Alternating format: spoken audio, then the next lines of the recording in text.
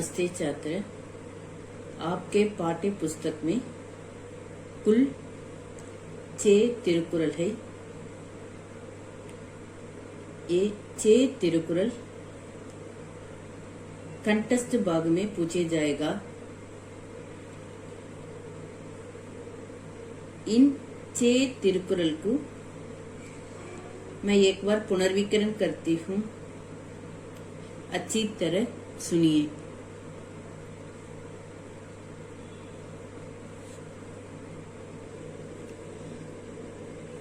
Contest भाग में पूछे तो कैसे लिखना, इसके बारे में अब मैं बताती हूँ।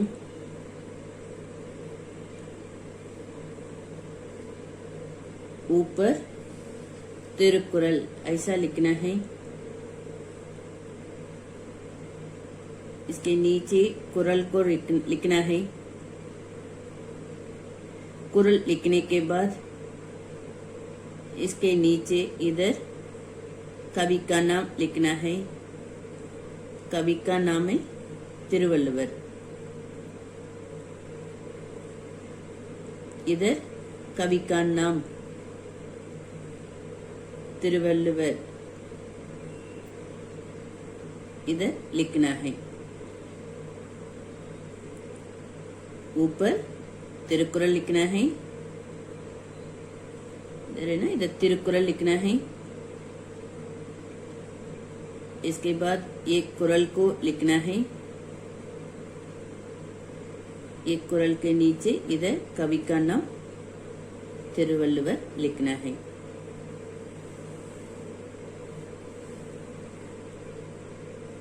आपके पाठ्य पुस्तक में कुल 6 तिरुकुरल है। ये 6 तिरुकुरल को मैं एक बार पढ़कर दिखाती हूँ, अच्छी तरह सुनिए। कंटेस्ट भाग में पूछे तो माने मेमोरी पोयम में पूछे तो, मेमोरी पोयम में पूछे तो जिस तरह पुस्तक में है वैसा ही लिखना। जिस तरह पुस्तक में है वैसा ही लिखना है।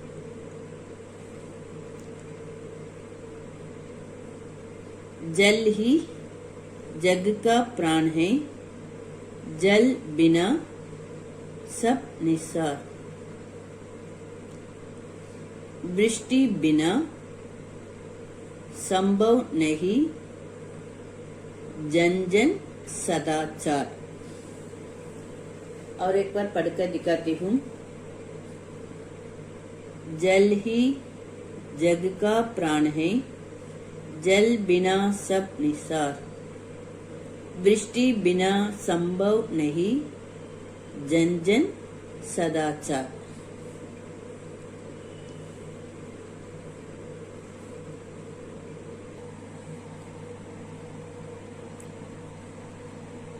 दूसरा तिरुकुरल। नियमों के अनुसार जो रगता नित्य गृहस्थ, पूजा जाता लोक में देव तुल्य स्वर्गस्थ। और एक बार पढ़कर दिखाती हूँ। नियमों के अनुसार जो रगता नित्य गृहस्थ, पूजा जाता लोक में देव तुल्य स्वर्गस्थ। तीसरा तिरुकुरल। मेरा मेरा कहते वे जिनमें नहीं स्नेह, प्रेमी करते बेंट हैं अस्थि चर्ममय देख। चौथा तिरुकुरल। देन पिता को पुत्र को, मुख मुख निकले बोल। किस तप का है सुफल यह है, पुत्र रत्न अनमोल।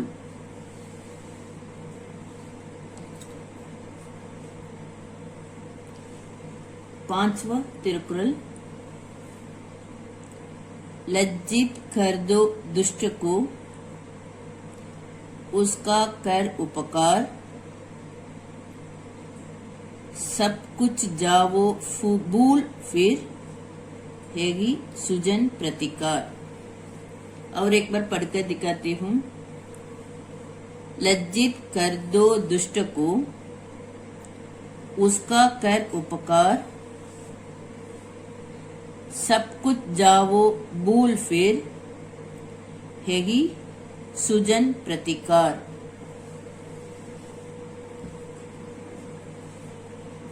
छठवा तिरुकुरल।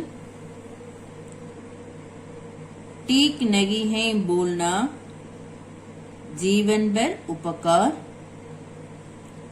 किंतु उचित है बोलना, उसी घड़ी अपकार। और एक बार पढ़कर दिखाती हूँ। ठीक नहीं है बोलना, जीवन भर उपकार, किंतु उचित है बोलना, उसी घड़ी अपकार। इस तरह आपके पाठ्य पुस्तक में 6 तिरुकुरल है। ये 6 तिरुकुरल को अच्छी तरह पढ़िए। ये सब कंठस्थ भाग में मेमोरी पोयम में पूछे जाएगा। एक कंठस्थ भाग में पूछते समय इस तरह लिखना है। ऊपर तिरुकुरल लिखना है, इसके बाद तिरुकुरल लिखना है। तिरुकुरल लिखने के बाद इसके नीचे कवि का नाम लिखना है। कवि का नाम है तिरुवल्लुवर। जिस तरह पुस्तक में है वैसा ही लिखना है। अब मैं व्याकरण में संज्ञा, इस संज्ञा में जातिवाचक संज्ञा को भाववाचक संज्ञा में जिस तरह लिखना है, इसके बारे में अब मैं बताती हूँ।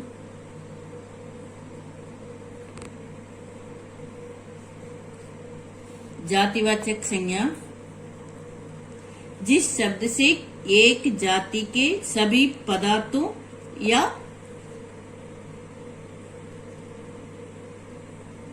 प्राणियों का बोध हो।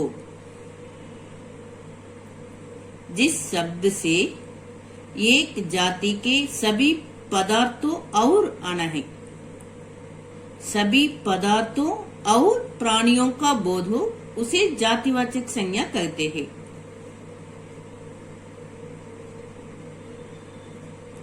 भाववाचक संज्ञा, जिन शब्दों से किसी पदार्थ में पाए जाने वाले धर्म, गुण, भाव, दशा आदि के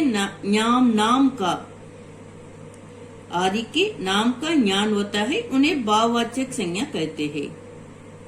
इन सब विषय को हमने पिछले वर्ग में पढ़े थे। अब मैं ये जातिवाचक संज्ञा को भाववाचक संज्ञा में कैसे लिखना, इसके बारे में अब मैं बताती हूँ। ये जातिवाचक संज्ञा है, ये सब। इसे भाववाचक संज्ञा में कैसे लिखना है, इसके बारे में अब मैं बताती हूँ। देव, देवत्व, ये जातिवाचक संज्ञा देव है। इसे भाववाचक संज्ञा में लिखते समय कैसे लिखना? देवत्व। लड़का, ये जातिवाचक संज्ञा है। इसे भाववाचक संज्ञा में इस तरह लिखना है, लड़कपन।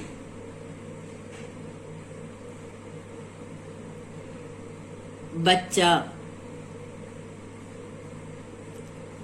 ये भाववाचक संज्ञा में इस तरह लिखना है, बचपन। युवा, ये जातिवाचक संज्ञा है। इसे भाववाचक संज्ञा में लिखते समय यौवन ऐसा लिखना है। शिशु, ये जातिवाचक संज्ञा है। इसे भाववाचक संज्ञा में लिखते समय शैशव ऐसा लिखना है।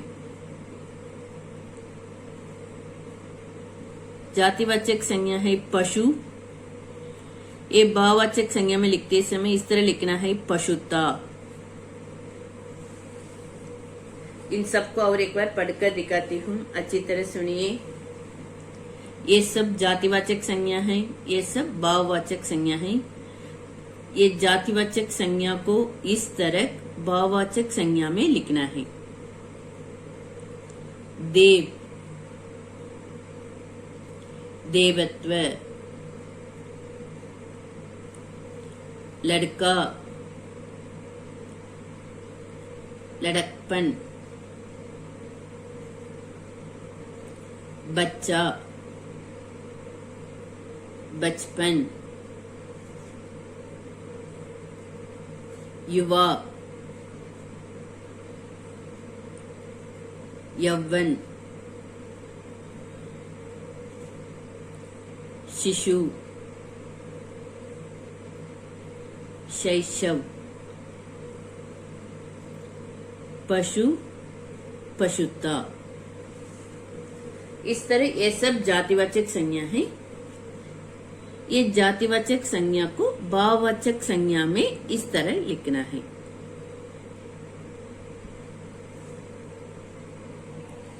पाठ एक स्वच्छता और व्यायाम। इनके इस पाठ के संक्षिप्त उत्तर को एक बार पुनर्वीकरण करती हूँ, अच्छी तरह सुनिए।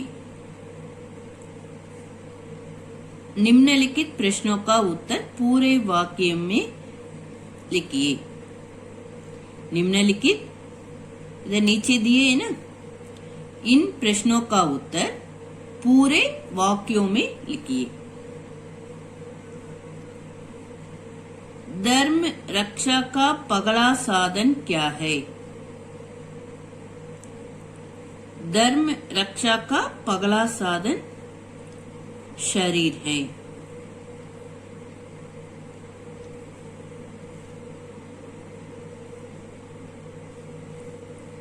धर्म रक्षा का पगला साधन क्या है? धर्म रक्षा का पगला साधन शरीर है। शरीर को कैसा रखना चाहिए? शरीर को स्वच्छ, पवित्र और दृढ़ रखना चाहिए। शरीर को कैसा रखना चाहिए? शरीर को स्वच्छ, पवित्र और दृढ़ रखना चाहिए। आत्मा के लिए किसकी आवश्यकता है? आत्मा के लिए शरीर की शुद्धता आवश्यकता है। आत्मा के लिए शरीर की शुद्धता आवश्यक है। मकान कैसा होना चाहिए? मकान हवादार होना चाहिए।